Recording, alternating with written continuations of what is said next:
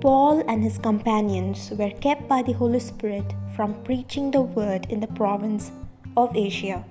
Acts chapter 16 verse 6.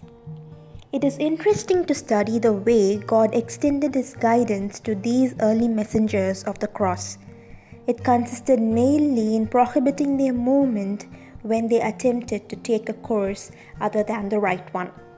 When they wanted to turn to the left towards Asia, God stopped them. When they sought to turn to the right toward the Asia Minor, He stopped them again. In his later years, Paul would do some of his greatest work in that very region, yet now the door was closed before him by the Holy Spirit. The time was not yet ripe for the attack on these apparently impregnable places of the kingdom of Satan. Apollos needed to go there first to lay the groundwork. Paul and Barnabas were needed more urgently elsewhere and required further training before undertaking this responsible task. My dear friends, whenever we are in a doubt as to which way to turn, we ought to submit our judgment absolutely to the Spirit of God, asking Him to shut every door but the right one. We ought to say to Him, "Blessed Spirit, I give to you the entire responsibility of closing every road and stopping every step that is not of you. Let me hear your voice behind me whenever I turn aside to the right or to the left." In the meantime, continuing along the path we have already been traveling is a requisite. Persisting in our calling until we are clearly told to do something else is the secret.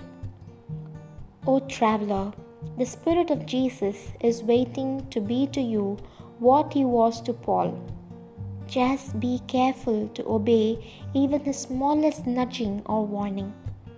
Then, after you have prayed the prayer of faith and there are no apparent hindrances, go forward with a confident heart. Do not be surprised if your answer comes in doors closing before you. But when doors are shut to the right and left, an open road is sure to lead to Troas. Luke waits for you there, and visions will point the way to where vast opportunities remain open and faithful friends are waiting from Paul, wrote F.B. Meyer.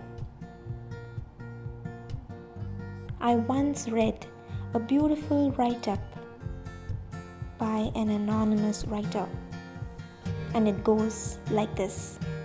Is there some problem in your life to solve? Some passage seeming full of mystery?